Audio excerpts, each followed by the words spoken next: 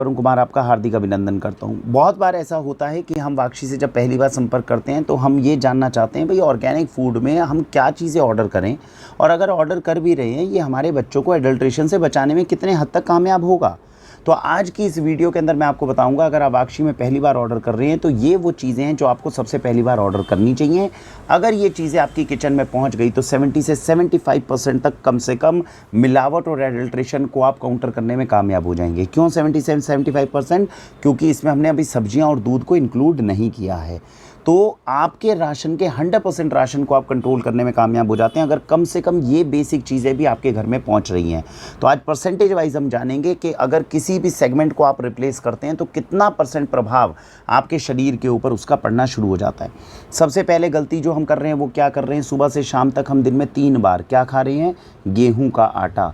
उस गेहूं के आटे को खाने से हमें समस्या क्या हो रही है, जितना गेहूं का आटा आपके घर के अंदर आ रहा है 1965 के बाद की गेहूं है, यानी कि हाइब्रिड गेहूं है जिसके साथ छेड़खानी की जा चुकी है। ऐसा बीज धरती में डलकर प्रॉब्लम क्रिएट करता है और ऐसा गेहूं आपको दिन रात खिलाया जा रहा है। दूसरी बात, कितना यूरिया केमिकल पेस्टिसाइड है जो डाला जा रहा है उस गेहूं के ऊपर, और वो सुबह से शाम तक बच्चों को हम खिला रहे हैं। उसके बाद में हम क्या कर रहे हैं, जब वो मशीन के अंदर जो तेज़ चलने वाली मशीन है जिसके अंदर ग्राइंडिंग मशीन है जिसमें पिसता है, आप आटे को हाथ नहीं लगा सकते, इतना गर्म आटा होता है। फिर भी जब आटा निकलता है तो उसके अंदर से चोकर को हटा दिया जाता है, पतला आटा होता है, और उसको पैक करके 6 महीने पुरानी डेट का प्रिजर्वेटिव वाला आटा जो है वो आपको दिया जाता है। ऐसा आटा सुबह से शाम तक हम अपने बच्चों को खिला रहे हैं और उम्मीद कर रहे हैं कि हमारे बच्चों में ताकत पहुंच जाए।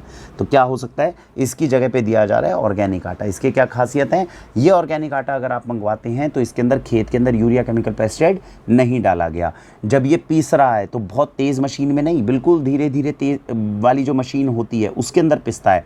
इसके अंदर से चोकर निकालना नहीं जाता, यानी कि आपको एक्स्ट्रा ब्रांड इसके अंदर ऐड करने की कोई ज़रूरत नहीं, पहले ही होल व्हीट आटा है। दूसरी बात, ये हर 15 दिन में फ्रेश आएगा और हर 15 दिन के अंदर 5 या 10 दिन के अंदर आपके पास में पहुंचेगा, यानी 1 महीने से पहले का ये आटा किसी भी हाल में नहीं पहुंच सकता आप तक। तो फ्रेश आटा जितना भी हो सके वो आप तक भेजने की कोशिश की जाती है। तो ये वाला आटा जो है इसको हम प्रोवाइड करते हैं।